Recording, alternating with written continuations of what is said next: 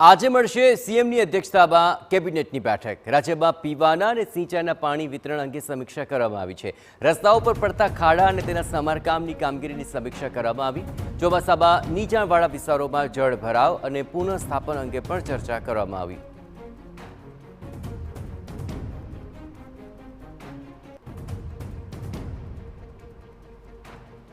આ સમગ્ર મામલે વધુ વિગતે વાત કરવા માટે જોડાઈ રહ્યા છે TV9 political editor Kinjal Mishra. Kinjal, આજની બેઠક ઘણી મહત્વપૂર્ણ છે। કયા કયા મુદ્દાઓ છે કે જેને લઈને આ બેઠક મહત્વપૂર્ણ બની રહેશે?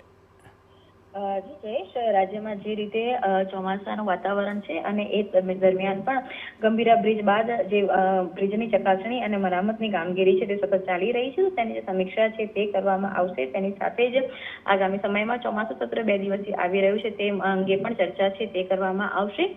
મુખ્યપ્રધાન દ્વારા ગત સપ્તાહ બજેટ અંગે તમામ વિભાગો સાથે બેઠક યોજાઈ હતી, ત્યારે જે પણ બજેટ ગયા સત્રની અંદર ફાળવણી કરવામાં આવી હતી તેમાંથી કેટલી કામગીરી પૂર્ણ થઈ, કેટલી કામગીરી બાકી છે તેને લઈને પણ ચર્ચા છે તે કરવામાં આવશે। રાજ્યના કેટલાક વિસ્તારોમાં અતિવૃષ્ટિ છે, પરંતુ કેટલાક વિસ્તારો એવા પણ છે કે જ્યાં હજુ સુધી વરસાદી જે પાણી છે તે નથી પહોંચ્યું, તો તેના કારણે કેટલાક વિભાગોની અંદર કેટલાક જે જિલ્લાઓ છે ત્યાં નુકસાનીની પણ વાત બહાર આવી રહી છે। તો અતિવૃષ્ટિ અને પાણી ચોમાસાના વરસાદના ન હોવાને કારણે જે પાક નુકસાન છે તેને લઈને પણ ચર્ચા છે તે કરવામાં આવશે।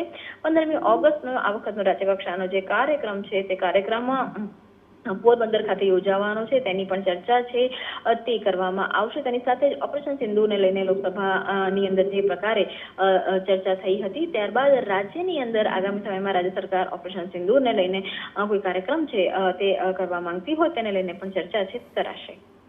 આભાર કિંજલ, તમામ ગતિવિધિઓ પર આપ નજર રાખતા રહેજો।